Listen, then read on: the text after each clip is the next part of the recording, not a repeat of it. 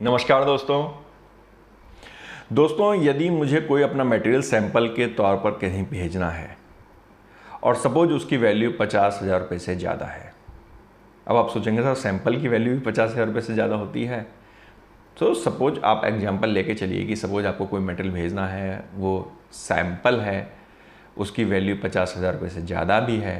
For example आपकी bike है, bike आपने एज ए सैंपल आपने दिखाने के लिए, शोरूम में दिखाने के लिए, जो कि आप सेल नहीं कर रहे हो, अपने डीलर के यहाँ पे आप भेजते हैं। तो यदि आप सैंपल आप भेजते हैं जिसकी वैल्यू 50,000 रुपये से ज़्यादा है, आप सेल नहीं कर रहे, आप कोई पैसा अपने बायर से या जो आपका रिसीवर है उससे आप कोई भी पैसा रिसीव भी नहीं कर रहे, तो क्या उस केस में भी ई वे बिल की ज़रूरत होगी? दोस्तों, हमने अपनी पिछली वीडियो में बताया है कि जब भी आप कोई मटेरियल मूव कराते हैं एक स्थान से दूसरे स्थान पर, तो उस केस में अगर टोटल मटेरियल की वैल्यू 50,000 रुपये से ज़्यादा है, टोटल कंसाइनमेंट की वैल्यू यदि 50,000 रुपये से ज़्यादा है, तो उस केस में आपको ई वे बिल जनरेट करना होगा।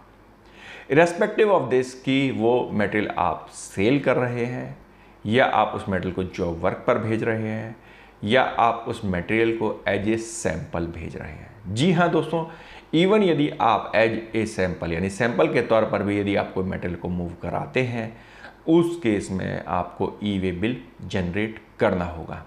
आप बिना ई वे बिल जनरेट किए आप मटेरियल को मूव नहीं करा सकते, मटेरियल को एक स्थान से दूसरे स्थान पर ट्रांसफ़र नहीं करा सकते।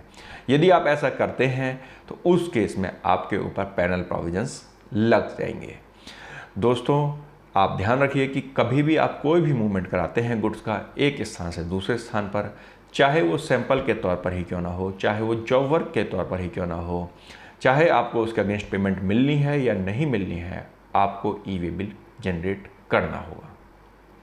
दोस्तों, आपको यह जानकारी कैसी लगी हमें कमेंट करना बिल्कुल मत भूलिएगा और हाँ, हमारे चैनल को सब्सक्राइब जरूर कीजिए। धन्यवाद।